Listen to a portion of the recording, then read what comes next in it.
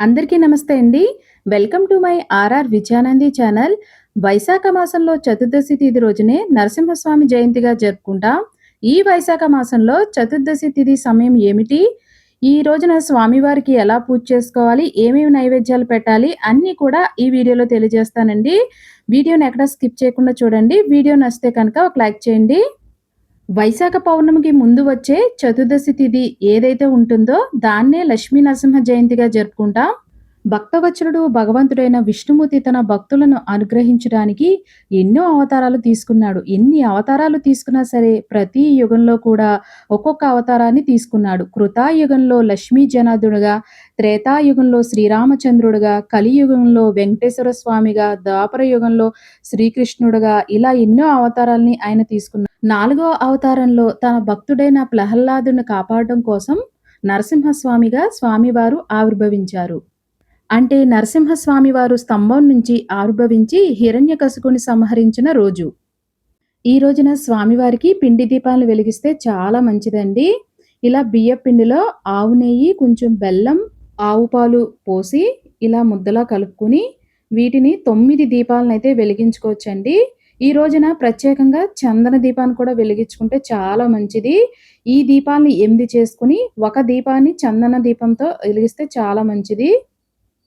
ఇలా 8 దీపాల్ని మనం ముద్దల కింద చేసుకొని 8 దీపాలని వెలిగించిన తర్వాత కొంచెం బియ్యపిండి, మళ్ళీ అందులో కొంచెం చందనం, బెల్లం అలాగే ఆవు పాలు వేసి ఒక దీపాన్ని చందన దీపంగా వెలిగించుకోవాలి. ఇలా 9 దీపాల్ని కూడా మనం ఏర్పాటు చేసుకోవాలి. లేదు అంటే కనీసం ఒక చందన దీపాన్నైనా వెలిగిస్తే సరిపోతుందండి. ఈ పూజని సాయంత్రం టైంలో అంటే సంధ్యా సమయంలో చేస్తే చాలా మంచిదండి. ఎందుకంటే స్వామివారు అప్పుడు ఆవిర్భవించారు కాబట్టి ఆ టైంలో చేసుకుంటే చాలా మంచిది. లేదు కుదరని పక్షంలో అయితే మార్నింగ్ అయినా కూడా చేసుకోవచ్చండి. ఇలా మధ్యలో ఒక చందన దీపాన్ని అలాగే చుట్టూ 8 పిండి దీపాలనైతే పెట్టుకొని గంధం, కుంకుమలు పెట్టుకొని ముందుగా ఏర్పాటు చేసుకొని ఉంచుకోవాలి. పూజా మందిరంలో ప్లేస్ ఉంటే కనుక అక్కడే పూజా పీఠాన్ని ఏర్పాటు చేసుకోవాలండి. లేదు అనుకుంటే కనుక ఈశాన్య మూలలో ఇలా ఒక పూజా పీఠాన్ని ఏర్పాటు చేసుకొని ఎరుపు వస్త్రం గానీ, లేదు పసుపు వస్త్రం గానీ వేసుకోవాలండి. వేసుకొని దాని మీద ఒక చిన్న పీఠాన్ని ఏర్పాటు చేసుకొని, ఒక తమలపాకు వేసి కొన్ని అక్షింతలను తీసుకొని అందులో పసుపు, కుంకుమ అలాగే గంధాన్ని వేసి ఏర్పాటు చేసుకోవాలి. ఇప్పుడు మన దగ్గర లక్ష్మీ నరసింహస్వామి ఫోటో ఉంటే పెట్టుకోవచ్చండి. నా దగ్గర ఇలా అందరూ ఉన్న ఫోటో అయితే ఉందండి. నేను ఈ ఫోటోనైతే పెట్టుకుంటున్నాను. మీ దగ్గర కనుక లక్ష్మీ నరసింహస్వామి ఫోటో లేకపోతే వెంకటేశ్వర స్వామి లేదు విష్ణుమూర్తి, లక్ష్మీదేవి ఉన్న ఫోటో అయినా పెట్టుకోవచ్చండి. ఇలా ఫోటోకి గంధం, కుంకుమ బొట్లు పెట్టుకొని అలాగే తులసి మాలతో స్వామివారికి ఎంతో ఇష్టమైన తులసి మాలతో అలంకరించుకోవాలి. 2026 సంవత్సరంలో వైశాఖ మాసంలో చతుర్దశి తిథి వచ్చేసి ఏప్రిల్ 29 రాత్రి 7:43 మొదలై ఏప్రిల్ 30 గురువారం రాత్రి 8:18 వరకు చతుర్దశి తిథి అయితే ఉందండి. మనం సూర్యోదయం ఉన్న తిథినైతే తీసుకుంటాం కాబట్టి ఏప్రిల్ 30వ తారీఖున మనం ఈ పూజనైతే చేసుకోవాలండి. మనం ఏ పూజ చేసుకున్నా ముందుగా విఘ్నేశ్వరుని అయితే పెట్టుకోవాలండి. చిన్న విగ్రహం ఉంటే పెట్టుకోవచ్చు. లేదు ఇలా పసుపు ముద్దనైనా మనం పెట్టుకోవచ్చండి. నా దగ్గర ఇలాగా సింహాచలం వెళ్ళినప్పుడు ఇలాగా సింహాద్రప్పన్న ఫోటో అయితే ఉందండి. ఇది పెట్టుకుంటున్నాను నేను. మీ దగ్గర ఎటువంటి విగ్రహాలు లేకపోతే కొంచెం పసుపులో చందనం కలుపుకొని సింహాచలంలో స్వామివారు ఎలా ఉంటారో అలా మనం ఒక చిన్న పసుపు ముద్దనైతే ఏర్పాటు చేసుకొని దానికి నామాలు పెట్టుకొని పక్కన లక్ష్మీ అమ్మవారిని కూడా పెట్టుకోవాలండి. చిన్న విగ్రహాలు ఉంటాయి కదా! అమ్మవారిని కూడా పెట్టుకొని ఏర్పాటు చేసుకోండి. ఈ వైశాఖ మాసంలోని అక్షయ తృతీయ రోజున స్వామివారికి చందనోత్సవం చాలా ఘనంగా నిర్వహిస్తారు. సంవత్సరం అంతా కూడా స్వామివారు చందనంతో కప్పి ఉండి ఆ ఒక్క రోజు మాత్రమే మనకి ఇలా నిజరూప దర్శనంలో అయితే దర్శనమిస్తారు. ఉగ్ర రూపంలో స్వామివారు ఉంటారు కాబట్టి ఆయనను శాంతిపరచడానికి ఇలా చందనంతో కప్పి ఉంచుతారండి. అందుకే ఈ రోజున ప్రత్యేకంగా చందనంతో వెలిగించే దీపాన్ని కూడా వెలిగిస్తే చాలా మంచిది. ఇలా శంకు చక్ర దీపాలుంటాయి కదండీ! వీటిలో కొంచెం నువ్వుల నూనె గాని, ఆవు నెయ్యిని గాని వేసుకొని 2 ఒత్తులను ఒక ఒత్తిగా చేసుకొని దీపారాధనకి ఏర్పాటు చేసుకోవాలి.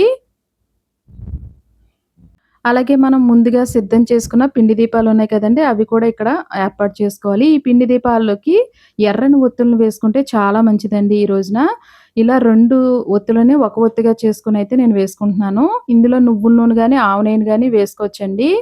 మీరు ఇలా 9 దీపాలని వెలిగించకపోయినా పర్వాలేదు గానండి. ఒక్క చందన దీపమనైనా వెలిగించడానికి ట్రై చేయండి.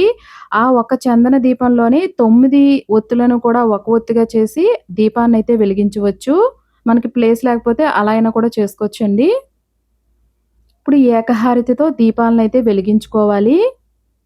ఇలా దీపాలని వెలిగించుకున్న తర్వాత కొన్ని అక్షింతలని, పుష్పాలను వేసి నమస్కారం చేసుకొని ఆచమనం చేయాలి.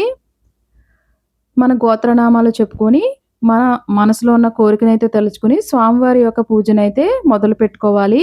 ముందుగా మనం విఘ్నేశ్వరుని పూజనైతే చేసుకోవాలండి. ఈ రోజున లక్ష్మీ నరసింహస్వామి వారి పూజ చేసుకోవడం వల్ల మనకున్న శత్రుబోధలు, అలాగే దుష్టి దోషాలున్న అన్నిటి నుంచి కూడా బయటపడొచ్చు.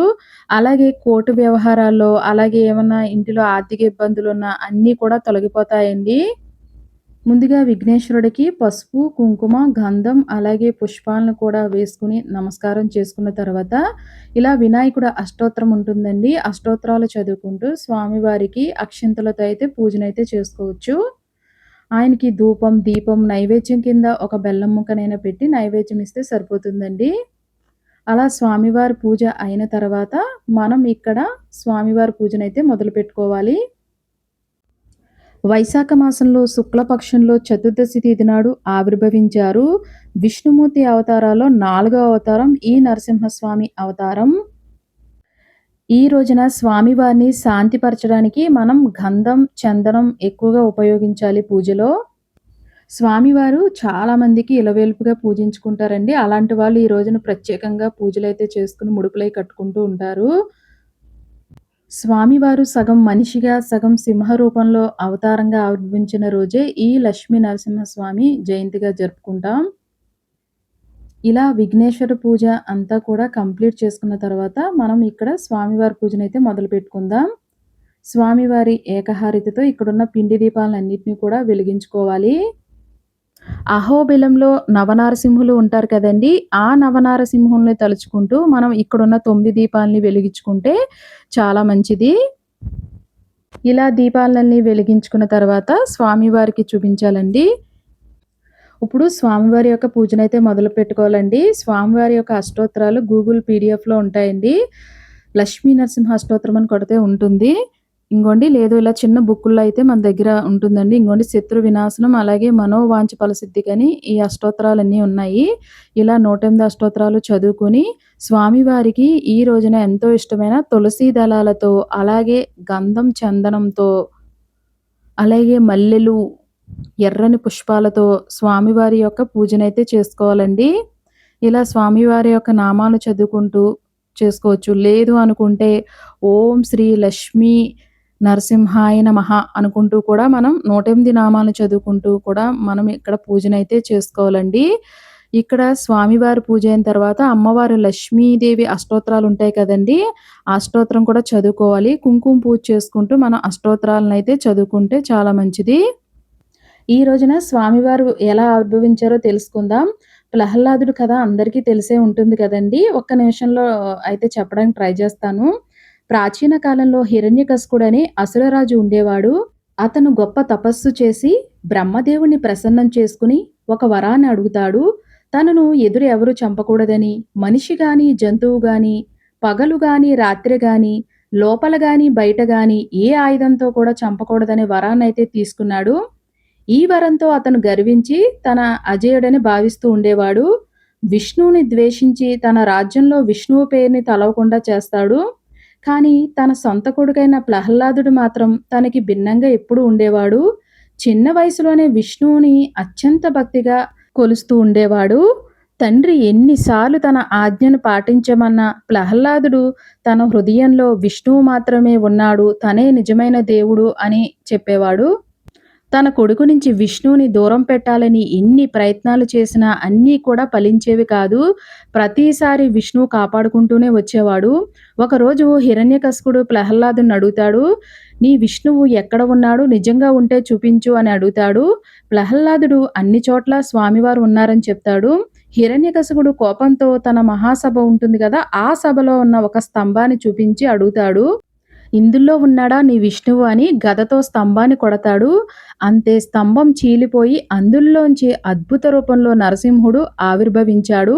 సగం మనిషి, సగం సింహం రూపంలో స్వామివారైతే మనకి కనిపిస్తారు. అర్ధ సంధ్యా సమయంలో గడప మీద కూర్చుని తన పదునైన గోళ్లతో ఆ దుష్టరాజుని సంహరించాడు. నిజమైన భక్తిని ఎవరు కూడా జయించలేరు. స్వామివారికి ఈ రోజున నైవేద్యాల విషయానికొస్తే స్వామివారిని శాంతపరచడానికి పానకాన్నైతే ఈ రోజునైతే పెడతారండి నైవేద్యం కింద. అలాగే పానకం, అలాగే పాలతో చేసిన పరవన్నం ఇట్లా ఏదైనా కూడా నైవేద్యంగా పెట్టొచ్చండి. అలాగే తాంబూలాన్ని కూడా సమర్పించాలి. అలాగే మనకి ఈ వైశాఖ మాసంలో ఎక్కువ మామిడి పళ్ళు కూడా వస్తాయి కదండీ! ఈ రోజున మామిడి పళ్ళను కూడా స్వామివారికి నివేదనించాలి. అలాగే కొబ్బరికాయ ఉంటే కొబ్బరికాయ కూడా కొట్టుకోవచ్చండి. ఇలా ఇవన్నీ పెట్టుకున్న తర్వాత స్వామివారికి హారతిలో కొంచెం పచ్చకర్పూరం వేసి స్వామివారికి హారతినైతే ఇవ్వాలండి. ఇలా హారతి అయితే ఇచ్చేసిన తర్వాత ఆత్మ ప్రదక్షిణ అయితే చేసుకొని మన మనసులో ఉన్న కోరికనైతే చెప్పుకోవాలి. ఈ రోజున స్వామివారి యొక్క శ్రీ లక్ష్మీ నృసింహ కరావలాభ స్తోత్రం చదువుకుంటే చాలా మంచిదండి. అలాగే స్వామివారి యొక్క నరసింహ మహామృత్యుంజయ మంత్రం ఉంటుంది. లేదు అనుకుంటే ఓం శ్రీ లక్ష్మీ నరసింహ స్వామియే నమః అని 108 సార్లు మనం స్వామివారిని తలుచుకున్నా సరిపోతుందండి. ఈ రోజున దగ్గరలో ఉన్న గుడికెళ్ళి మనం దానాలు కూడా చేసుకుంటే చాలా మంచిదండి. నీటి దానం, అలా బెల్లం కలిపిన పానకాన్ని దానం చేయడం. ముఖ్యంగా ఈరోజు గురువారం ఒకటి వచ్చింది కాబట్టి మామిడి పళ్ళు దానం చేస్తే చాలా మంచిదండి. గురువు యొక్క అనుగ్రహం కూడా కలుగుతుంది. పూజాపీఠాన్ని ఎప్పుడు కదపాలి అంటే కనుక నెక్స్ట్ రోజు శుక్రవారం వచ్చింది కాబట్టి ఆ రోజు కూడా పూజ చేసుకొని శనివారం అయితే కదపచ్చండి. లేదు మేము 3 రోజులు చేయలేము అనుకుంటే గురువారం సాయంత్రం పూజ అయిన తర్వాత దీపాలన్నీ దగ్నం అయిపోయిన తర్వాత మనం పూజాపీఠాన్ని కదిపేయచ్చండి. ఇక్కడున్న పిండి దీపాలన్నిటినీ కూడా మనం వాటర్‌లో కలిపేసి పచ్చని చెట్ల మధ్యనైతే వేయొచ్చు, లేదా పారే నీటిలో అయినా వేయొచ్చండి. అలాగే ప్రసాదాలన్నీ కూడా మనం స్వీకరించవచ్చు. మీరు కూడా పూజను చేసుకొని లక్ష్మీ నరసింహస్వామి వారి యొక్క అనుగ్రహాన్నైతే పొందండి. ఈ వీడియో నచ్చితే కనుక లైక్ చేయండి, షేర్ చేయండి, సబ్స్క్రైబ్ చేసుకోండి. Thank you for watching.